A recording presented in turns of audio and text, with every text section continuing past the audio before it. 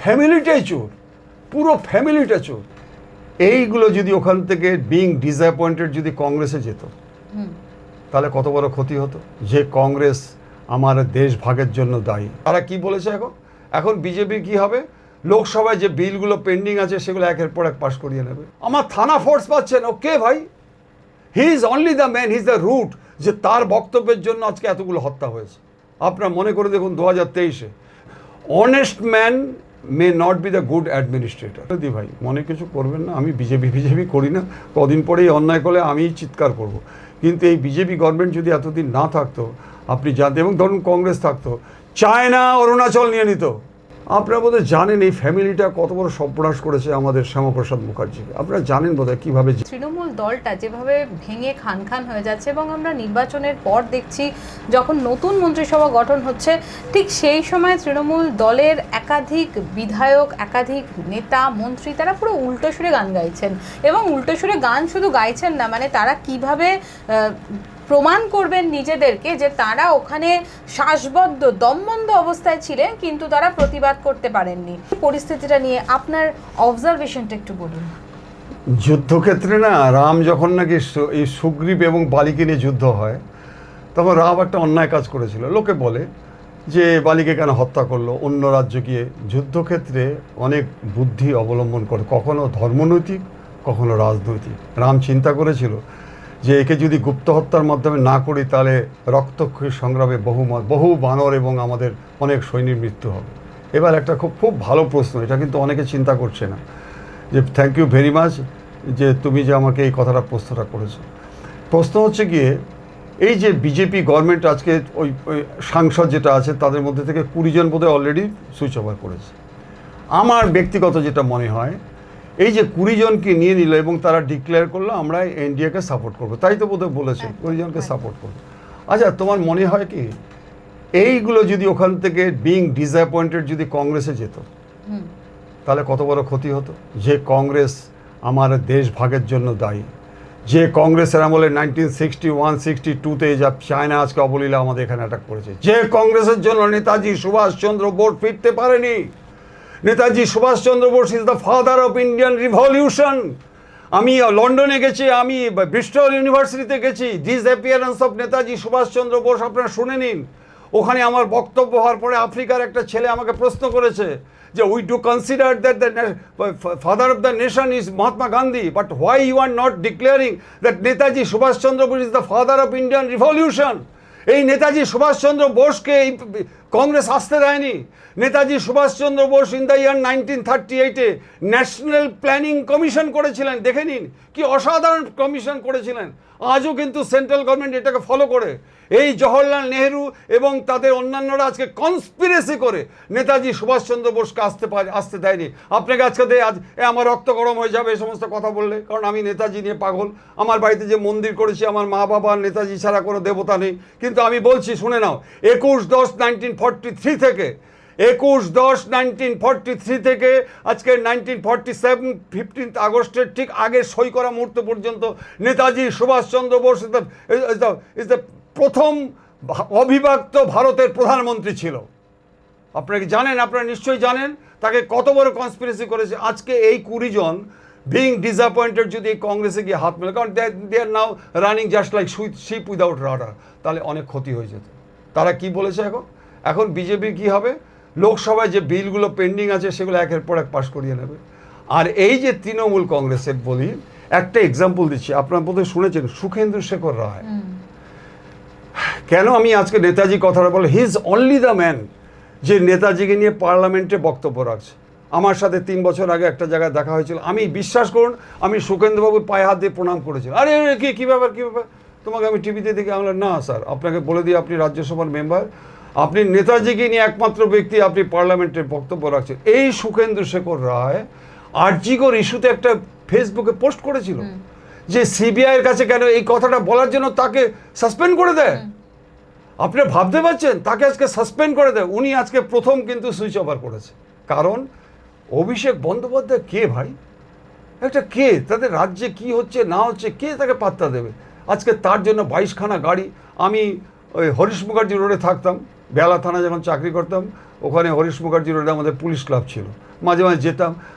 আপনারা যদি গিয়ে দেখেন কি অবস্থাটা, ওখানকার সাধারণ মানুষের জন্য পুরো রাস্তাটা ব্লক করে দিয়েছে, গাড়ি যাওয়া বন্ধ, 22 থেকে 23টা গাড়ি যায়, আর 200 অফিসার ফোর্স, আমার থানা ফোর্স পাচ্ছেন। ওকে ভাই, he is only the man, he is the root, যে তার বক্তব্যের জন্য আজকে এতগুলো হত্যা হয়েছে।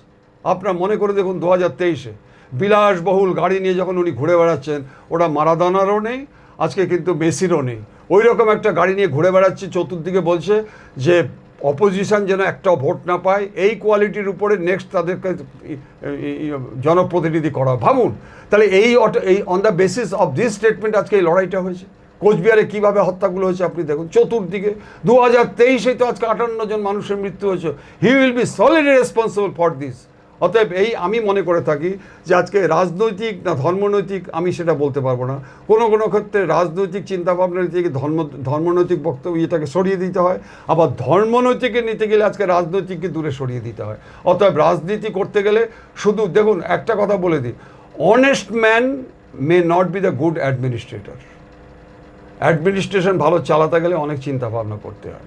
আজকে মিস্টার অমিত শাহকে ধন্যবাদ জানাই যে উনি যে চিন্তাভাবনা নিয়ে আজকে 22 তারিখ থেকে এখানে 14 দিন পড়েছিল, যেমন একটা তার চিন্তাভাবনা ছিল, ঠিক তেমনি আজকে এই যে চলে গেছে। আচ্ছা, অনেকে চিন্তা করছে যে শুভেন্দুবাবুর মতো লোক শতাব্দী রায়ের সাথে দেখা করতে গেল, এটাই হচ্ছে রাজনীতি। আমার মনে হয়, আপনি যদি আমাকে মনে করে থাকেন, এই তৃণমূল কংগ্রেসের যে রাজনীতিটা করে গেছে, প্রথম ভালো ছিল মমতা বন্দ্যোপাধ্যায়কে, প্রচণ্ড মাননীয়াকে আমি অসংখ্য ধন্যবাদ জানাই, স্যালুট জানাই, কারণ কালীঘাটে যখন মার খায় উনি হসপিটালে যখন ভর্তি হয়, আমি ছুটে গেছিলাম বিষ্ণুপুর থানা থেকে দেখতে ভালো যেন থাকে। কিন্তু সেই মানুষটাকে আমি আর সহ্য করতে পারি না। কেন পারি না বলুন তো? যেভাবে মানুষের হত্যা হয়েছে, যেভাবে রাজনীতিবিদরা আজকে ক্রিমিনালদের সহযোগিতা, পুলিশকে আজকে একদম অকর্মণ্য করে রেখে দিয়েছিল। আপনি ভাবতে পারছেন, একটা ডিজির কোনো গুরুত্ব নেই, একটা এডিজির কোনো গুরুত্ব নেই, শাহজাহানের গুরুত্ব বেশি, আজকে শওকতের গুরুত্ব বেশি, জাহাঙ্গীরের গুরুত্ব বেশি। অতএব আমার মনে হয় যে রাজনীতি করতে গেলে অনেক চিন্তাভাবনা করতে হয়। আগে দেশ, আমার দেশ আগে। এই বিজেপি গভর্নমেন্ট যদি না থাকতো, বলে দিই ভাই, মনে কিছু করবেন না, আমি বিজেপি করি না, কদিন পরেই অন্যায় করলে আমিই চিৎকার করব। কিন্তু এই বিজেপি গভর্নমেন্ট যদি এতদিন না থাকতো, আপনি জানতেন, এবং ধরুন কংগ্রেস থাকতো, চায়না অরুণাচল নিয়ে নিত। আমি অরুণাচল গেছি, আজকে অরুণাচল যদি আজকে দেখুন, আজকে 1972, 72, 74 মিলিটারি যেতে পারতো না। আর এখন দেখুন ফ্লাইট করেছে, এয়ারপোর্ট করেছে, টানেল করে দিয়েছে। কেন হয়নি ভাই? কেন হয়নি এতদিন ধরে? অতএব আমার মনে হচ্ছে যে সমস্ত আজকে এই ইকুইপমেন্টসগুলো আনছে, আপনি ভাবতে পারছেন ইন্ডিয়া এখন রাশিয়া থেকে আনছে না, ইন্ডিয়া এখন সেল করছে অস্ত্র, কোটি কোটি ডলার পাচ্ছে। কেন? একই তো বিজ্ঞানী ছিল, একই তো বই ছিল। হ্যাঁ, আমার দেশকে যারা না ভালোবাসে, এরা দেশকে ভালোবাসেনি, এরা লুটছে। আচ্ছা, আরেকটা বলি, গতকাল না পরশুদিন ইন্ডিয়া বলে যে একটা করেছে, আমাদের কয়েকটা রাজ্য নিয়ে ইন্ডিয়া হয়েছে, একটা মিটিং করেছে। তার মধ্যে আমি দেখলাম সবচেয়ে আমার হাসি পেয়েছে, সেটা হচ্ছে গিয়ে কাশ্মীরের মুখ্যমন্ত্রী গিয়েছিলেন। আপনারা বোধহয় জানেন, ওমর আবদুল্লাহ। আপনারা বোধহয় জানেন এই ফ্যামিলিটা কত বড় সর্বনাশ করেছে আমাদের শ্যামাপ্রসাদ মুখার্জিকে। আপনারা জানেন বোধহয় কীভাবে জেলে রেখেছে, এই করেছে। আচ্ছা, এই ইন্ডিয়া নামটা আমাদের এক্স মুখ্যমন্ত্রী নাকি দিয়েছে। আপনার নিচের মনে একটু প্রশ্ন করুন, ইন্ডিয়া নামটা, ইন্ডিয়াকে ভাগ করুন, INDIA, independent nation declared on August 1947। আচ্ছা, আদৌ কি আমাদের ইন্ডিয়া ইন্ডিপেন্ডেন্ট হয়েছে? আমরা কি স্বায়ত্তশাসন না আমাদের পূর্ণ শাসন পেয়েছি? না, ইনম্যাচিউরড। এদের জন্মটাও যেমন আমাদের নেতাজি সুভাষচন্দ্র বোস বলেছিল যে না, আমরা পূর্ণ স্বাধীনতা চাই, আর জওয়াহরলাল বললো যে না, আমাদের স্বায়ত্তশাসন মানে মাথায় আমাদের ব্রিটিশ থাকবে, যেভাবে আমরা দেশটা স্বাধীন হলেই হলো। নেতাজি তা বলেন, এদেরও ঠিক তাই হয়েছে। ইন্ডিয়া তৈরি করেছে জন্মলগ্ন থেকেই হচ্ছে গিয়ে দোষ। কেন? ওর মধ্যে লালু প্রসাদ আছে। কে ভাই লালু প্রসাদ? ফ্যামিলিটাই চোর, পুরো ফ্যামিলিটা চোর। কাশ্মীরের মুখ্যমন্ত্রী আপনি দেখুন পণ্ডিতদের নিয়ে কী কাণ্ড করেছে। এবং আপনাকে আজকে বলে দিচ্ছি, আপনাকে জানেন কার্গিল ডিস্ট্রিক্টটা কেন হলো? লাদাখকে ভাগ করে দিয়েছিল, এবং লাদাখকে ওখানে নারীদের দিয়ে, ওখানে দেখুন সমস্ত বৌদ্ধরা থাকে, কিভাবে নারীদের উপর অত্যাচার করে ওটাকে লোকসংখ্যা বাড়িয়ে দিয়ে লাদাখ থেকে কার্গিলকে আলাদা করে দিয়েছিল। এই সেই মুখ্যমন্ত্রী এসছেন ওনার পাশে দাঁড়াতে। আপনারা দেখুন চোর ছ্যাচর যাদের এগেনস্টে কেস রয়েছে তাদেরকে নিয়ে আজকে এটা করছে। আরেকটা আমি বলে দিচ্ছি, ইউপিতে হচ্ছে গিয়ে মুলায়ম সিং যাদবের ছেলে অখিলেশ যাদব, আপনারা জানেন, একটু খোঁজ নিন যে ওখানে আজকে বিজেপি আসার আগে কি অত্যাচার হতো, কি সাংঘাতিক অত্যাচার হতো, আতিক মোহাম্মদকে দিয়ে কি অত্যাচার হতো, ঠিক সেই জিনিসটা এখানে করতে চেয়েছিল। অতএব আমার মনে হয় যে সিদ্ধান্তটা এরা নিয়েছে সেই সিদ্ধান্তটা তারা নিয়েছে, আমি বলতে পারবো না। আমার কাছে ভাই দেশ আগে, আমার কাছে আমার মাতৃভূমি আগে, আমার মাতৃভূমি সবার আগে। অনেকে মনে করে থাকেন, এর আগেও বলেছি যে আমার দেশকে স্বাধীন করার জন্য বোধহয় ভিক্ষিরি, যারা বলছেন তারা ঠিক বলছেন না, তারা মূর্খের স্বর্গে বাস করছেন।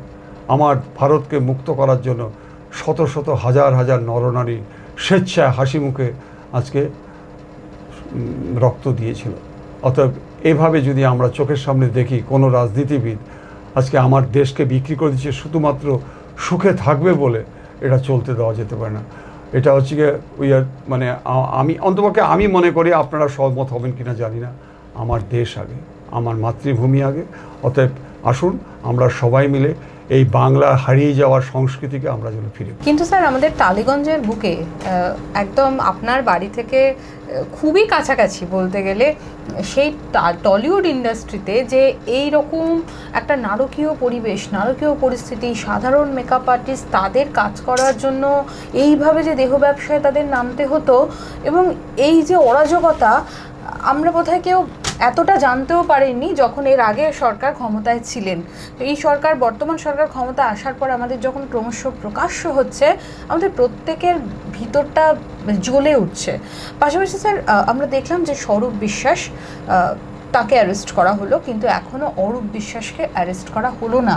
তার পাশাপাশি আরও একজনের নামে অভিযোগ উঠছে, তিনি হচ্ছেন ইন্দ্রনীল সেন, যার বিরুদ্ধে একাধিক প্রতারণার অভিযোগ উঠছে। আপনার এই নিয়ে বক্তব্য কী? আচ্ছা, যদি অপরাধী না হয়, একজন ক্রীড়ামন্ত্রী মানে সেকেন্ড ইন চিফ, কিন্তু উনি পালিয়ে গেছে কেন? উনি তো বলতে পারে যে আমাকে আপনারা অ্যারেস্ট করুন। আমি বলে দিই, গত পরশুদিন টালিগঞ্জে একটা অনুষ্ঠানে গিয়েছিলাম, আমার সাথে মিসেস পাপিয়া অধিকারী ছিল। আপনারা যারা দর্শকবৃন্দ আছেন আপনারা বোধহয় জানেন না, বা অনেকে যারা টালিগঞ্জে থাকেন জানেন, এই পাপিয়া অধিকারী খুন হয়ে যেত। যে লড়াইটা উনি করেছেন প্রত্যেকে, কিন্তু শতরূপা থেকে ম্যাডাম থেকে শুরু করে প্রত্যেকে সব খুন হয়ে যেত, কিন্তু রুখে দাঁড়িয়েছিল, আপনারা ভাবতে পারবেন না, রুখে দাঁড়িয়েছিল ওখানকার ইয়ং ছেলেরা। আপনারা না ভাবলে অবাক হয়ে যাবেন, যে নবজাগরণ দেখেছি আমি গত পরশুদিন, যখন আমি একটা অনুষ্ঠানে আমাকে নিয়ে গেছিলো, একটা সম্বর্ধনা অনুষ্ঠানে। কিন্তু সেখানে আজকে হয়তো আপনারা পেপারে দেখছেন, এগুলো জানতে পারছেন, কিন্তু না, এটা বহুদিন আগে থেকে স্বরূপ বিশ্বাস আর অরূপ বিশ্বাস দুটো ভাইয়ের যৌথ উদ্যোগে, মানে বাংলাদেশ আর পাকিস্তান দুটো মিলে যা অত্যাচার এখানে করেছে, পেপারে যা লেখালেখি হচ্ছে, একটা এক্সাম্পল দিচ্ছি তাহলে বুঝতে পারবেন। মেসির ঘটনাটা, যেহেতু আমি খেলাধুলা করি, মেসির ঘটনাটা আমি একটা এক্সাম্পল দিই। সেটা হচ্ছে মেসির ঘটনায় যে কমপ্লিমেন্টারি টিকিটগুলো পাওয়া যায়, সেগুলো 65 লক্ষ টাকার টিকিট আজকে এই অরূপ বিশ্বাস বিভিন্ন কর্পোরেট থেকে শুরু করে পাবলিক বড় বড় যারা মিল মালিক তাদেরকে দিয়েছে 65 কোটি টাকা। কার থ্রু দিয়ে? সন্দীপ মজুমদার বলে যে কাউন্সিলর, আপনাদের বলে রাখছি, এই সন্দীপ মজুমদার কাউন্সিলরের থ্রু দিয়ে 65 কোটি টাকা। এবার বলে রাখছি, এই যে স্বরূপ বিশ্বাস, আপনি দেখুন যে টাকা পয়সা চাচ্ছে। আমার সবচেয়ে খারাপ লেগেছে কি জানেন ম্যাডাম? সবচেয়ে খারাপ লেগেছে যে মেয়েদের দুর্বল জায়গাটাও আঘাত করেছে, যে তুমি যদি আমার সাথে এই না করো ওই না করো তাহলে তোমাকে আমি পাঠ দেবো না। আপনি ভাবুন তো, একটা গরিব মেয়ে, সে হয়তো এটা করে হয়তো 500, 1000 টাকা, 2000 টাকা পাবে, সার্কামস্টেন্সেস কম্পেল টু সারেন্ডার। আমার বাড়ি ফ্যামিলি করবে না, কিন্তু যারা খেতে পাচ্ছে না, যারা স্টারভেশনে ভুগছে, তারা আজকে দিয়ে দিচ্ছে তার কথায়। তাহলে আমার প্রশ্ন হচ্ছে, এ কারা? একে আজকে মাননীয় মুখ্যমন্ত্রী, এক্স মুখ্যমন্ত্রী সাপোর্ট করছে, সেকেন্ড ইন চিফ। আমি বলছি, আরও একটা বলে দিচ্ছি ভাই, তুমি মনে কিছু করো না। এই যে জুই বিশ্বাস বলে যে আজকে ডিভোর্স দেখাচ্ছে, আমি পরশুদিন শুনলাম, এটা সম্পূর্ণ গটআপ। এটা 2019 সাল থেকে নাকি উনি ডিভোর্স করে রেখে দিয়েছেন। এটা সম্পূর্ণ গটআপ, সম্পত্তি ভাগাভাগি হয়ে যাবে যাতে, তার জন্য যাতে এটা দুটো ভাগ করে বসে আছে। আমার প্রশ্ন হচ্ছে যে আপনি যে কথাটা বললেন, কমপ্লেনটা কাকে জানাবেন? পুলিশকে? কোন পুলিশকে জানাবেন? এখানে তো পুলিশের মানে এসপির কোনো ক্ষমতা নেই, ডিসির কোনো ক্ষমতা নেই। রাজীব কুমারের মতো অফিসার, সেই ডিজি যাচ্ছে সন্দেশখালিতে, রাত থাকছে, তারপরে সন্দেশখালিতে দেখো কী ঘটনা ঘটছে। তাহলে কাকে জানাবে? একটা লোক তো আরেকটা হাস্যাস্পদ কি, আরেকটা হাস্যাস্পদ হচ্ছে গিয়ে এক ডাকে অভিষেক। আমার কাছে নাম্বার আছে, আপনার নিন, দিদিকে বলো, স্টেট সিকিউরিটি কমিশন করে রেখে দিয়েছে। আপনি ফোন করুন, একটা কাজ, একটা হেল্প পাবেন না। কাগজপত্র আপনাকে দেখিয়ে রয়েছে। একটা মেয়ে যদি অসহায় হয়, একটা মেয়েকে যদি ডেকে নিয়ে বলে যে তোমাকে এই দেবো না ওই দেবো না, আচ্ছা ঠিক আছে গল্প করি, তাকে যদি তার যদি ইজ্জত নেয়, সেই মেয়েটা যদি কান্না করতে করতে ব্যাক করে এসে থানায় গিয়ে বলে যে আমার আজকে নারীত্ব নষ্ট করেছে, কি করবে? ওই মিথুনদের মতো ডায়মন্ড হারবার এসডিপিও, আপনারা জানেন তো ডায়মন্ড হারবারে যে ওই জাহাঙ্গীরের কথায় উঠতে বসতো একজন এসডিপিও, সেটা হচ্ছে মিথুন দে। ওই রকম কাকে বলবে? ভগবান আমি দেখিনি। আপনারা যেমন দেখেননি হাওয়া আছে কিনা, কিন্তু উপলব্ধি করতে পারেন কিসে? যখন পাখা হাওয়া, যখন গাছ নড়ে, তখন বুঝতে পারেন যে হাওয়া বলে একটা জিনিস আছে। তেমনি ভগবান আমরা দেখিনি। ভগবান হচ্ছে গিয়ে এই মানুষ। আজকে যে জনসাধারণ যেভাবে নাকি আজকে ইউনাইটেডলি লড়াই করেছে, at the risk of their life, আপনারাও করেছেন, আমিও করেছি, আমার পরিবার করেছে, আমার ভাই করেছে, আমার বোন করেছে, আমার আত্মীয় পরিজন সবাই করেছে। তারা জেনেই নিয়েছিল আমরা মৃত্যু হব। কারণ যদি আজকে এই তৃণমূল কংগ্রেস আসতো, তাহলে হাজার হাজার মানুষের মৃত্যু হয়ে যেত। অতএব এই লড়াইটা হচ্ছে কি একটা বেঁচে থাকার লড়াই, আমার স্বাধীনতার লড়াই, আমার দ্বিতীয় বাংলাকে জাগ্রত করার লড়াই। আজকে অরূপ বিশ্বাস এবং স্বরূপ বিশ্বাস, দু ভাই, দু রত্ন। আমার তো আমি তো অরূপ বিশ্বাসকে অত্যন্ত শ্রদ্ধা করতাম। বিগত 3-4 দিন ধরে যা কাগজপত্র দেখছি, ওর নাম নিতে আমার লজ্জা লাগছে, ভাবা যায় না। কোটি কোটি টাকা, আপনারা খালি গিয়ে দেখুন যে কি সম্পত্তি করেছে। আরেকটা বলে দিই, অবাক হয়ে যাবেন, টালিগঞ্জে একটা ক্লাব ছিল, খুব ঐতিহ্যপূর্ণ ক্লাব, সেই ক্লাবটাকে ভেঙে প্রমোটারি করে দিয়েছে কে? এই স্বরূপ বিশ্বাস। আরও একটা বলে দিই, উত্তম কুমার স্ট্যাচুর থেকে পুরো যে লাইন দিয়ে দেখবেন গাড়িগুলো থাকে, আগে পুলিশ কিছু কিছু টাকা পেত, ও এখন কি করেছে যে প্রত্যেক গাড়ি থেকে এখন 1000 টাকা, 500 টাকা, 2000 টাকা করে চাঁদা তোলা, টাকা তোলা নিয়ে শুরু করেছে। মানে যেখানে টাকা পাচ্ছে সেখানে থাবা পাচ্ছে। আরেকটা বলে দিই আপনাকে, পার্থবাবু, পার্থ চট্টোপাধ্যায়, এই বললাম কতদিন অ্যারেস্ট হয়েছে। ওনার আন্ডারে কে ছিল? বাপ্পাদিত্য, কাউন্সিলর। আচ্ছা আপনি আমাকে বলুন, বাপ্পাদিত্য ওইরকম একটা ছেলে, আপনি চেহারা দেখেছেন একটা কাউন্সিলর, তার বাড়িখানা দেখুন, টপে রয়েছে সুইমিং পুল। আচ্ছা তারও দেখুন মহিলা নিয়ে গণ্ডগোল আমি দেখতে পাচ্ছি। প্লাস আরও একটা আমার যেটা খারাপ লাগলো, ওকে যখন ধরে নিয়ে যাচ্ছে, মানুষ যখন ডিম ছুটছে, তখন এই পার্থবাবু বলছে ডিম কেন, ওকে জুতো মারা উচিত ছিল। কে বলছে? পার্থবাবু। উনি কে? 40 কোটি ওই এক মহিলার বাড়ি থেকে পাওয়া গেছে, আজকে 2.5-3 বছর ধরে জেলে ছিল। কে কাকে বলছে? আমি বলছি যে তুমি হচ্ছে দুর্নীতিবাজ, তুমি হচ্ছে চোর, আর তুমি হচ্ছে ভ্রষ্ট, তুমি হচ্ছে নারী খাদক। আর 3টে আঙুল বলছে আরে তুই তো আরো বড় চোর। পার্থবাবু কাকে বলছে? অতএব আপনাদেরও মনে রাখতে হবে যে আসলে এই তৃণমূল কংগ্রেসটা হেজে পচে গেছে। এটা কি সার্কাস পার্টি বলবেন? মানুষ ঘৃণায় নাম নিতে চাচ্ছে না, অথচ অনেক ভালো চালাতে পারতো। আসলে ক্রিমিনালরা যদি প্রশাসন চালায়, আইএস, আইপিএস, ডাব্লিউবিসিএস অফিসাররা, থানার অফিসাররা, তারা চালায়, কিন্তু এই প্রশাসন চালাতো ক্রিমিনালরা। কারা? শাহজাহান, ফলতার জাহাঙ্গীর, ক্যানিংয়ের হচ্ছে গিয়ে শওকাত, এরা চালাতো। অনুব্রত মণ্ডল, ভাবতে পারছেন? অনুব্রত মণ্ডল, কাজল শেখ, এখন তো নাম শুনতে পাচ্ছি না, কুন্তল ফুন্তল কোথায় গেল আমি জানি না, ওরা হারিয়ে গেল মনে হচ্ছে, সব ক্রিমিনাল। অতএব এবার চলতে দেওয়া যেতে পারে না। এটা যা হয়েছে আমি মনে করে থাকি ঈশ্বরের অপার করুণা। আপনারাও বেঁচে গেছেন, আমারও বেঁচে গেছেন, এবং frankly from the core of my heart I am telling you, really we are marching to a better tomorrow. কারণ আজকে সেন্ট্রাল গভর্নমেন্টের কোলাবোরেশনে যেভাবে, আমি ভাই দই খেতে খুব ভালোবাসি। এই যে অল ইন্ডিয়ার মধ্যে আমুল সবচেয়ে বেস্ট দইয়ের শুরু করেছে আমাদের এখানে, আপনার বোধহয় খবর পেয়ে গেছেন। প্লাস আজকে আপনাদের আর একটা খবর দিয়ে দিই, আপনারা খুব খুশি হবে, যেহেতু আমি একটু আলোচনায় থাকি। সিঙ্গুরে কিন্তু টাটা ফিরতে চলেছে, খুব খুশি হবেন আপনারা।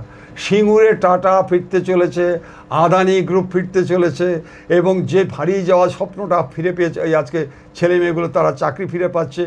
আজকে আমাদের সরকারি কর্মচারীরা, শুনে রাখুন, কালকে আমি গিয়েছিলাম একটা চ্যানেলে, আলোচনা হচ্ছিল, সরকারি কর্মচারীদের সুপ্রিম কোর্টের যে ডাইরেকশনটা এই সরকার মানেনি, সেই টাকাটাও জুন মাসে কিন্তু আজকে পাওয়ার জন্য অলরেডি রওনা হয়ে গেছে। টোটাল টাকাটাই তারা পাবে। অতএব এই যে মুখ্যমন্ত্রী এসছেন, আপনারা বিশ্বাস করতে পারেন মানুষটা ঈশ্বর বিশ্বাসী। আমার এই দেশ ভারত 5000 বছরের আধ্যাত্মিক চেতনায় সমৃদ্ধ আমার এই দেশ। অতএব এই দেশ কিন্তু বেদ, আমার বেদ হচ্ছে গিয়ে পৃথিবীর, বলে দিই বেদ হচ্ছে পৃথিবীর সর্বশ্রেষ্ঠ হচ্ছে গিয়ে গ্রন্থ। কেন আজকে কথা বলছি, কিছু মূর্খকে জিজ্ঞাসা করবেন, তারা না আমাদের এই ভারত মাতা বলে না, এই ধরিত্রীকে ভারত মাতা বলে না। জানেন কি বলে? বা এটা ভারত মাতা বলেন না কেন? উপরের দিকে থাকা মানে ওই বুঝে নিন আপনি। আর এই মূর্খদের আমি যখন জিজ্ঞাসা করি যে কেন ভারত মাতা বলে, জানো? জানে না। আপনাদের একটু বলে দিই, আপনারা যারা জানেন আমি আপনাদের ছোট করছি না।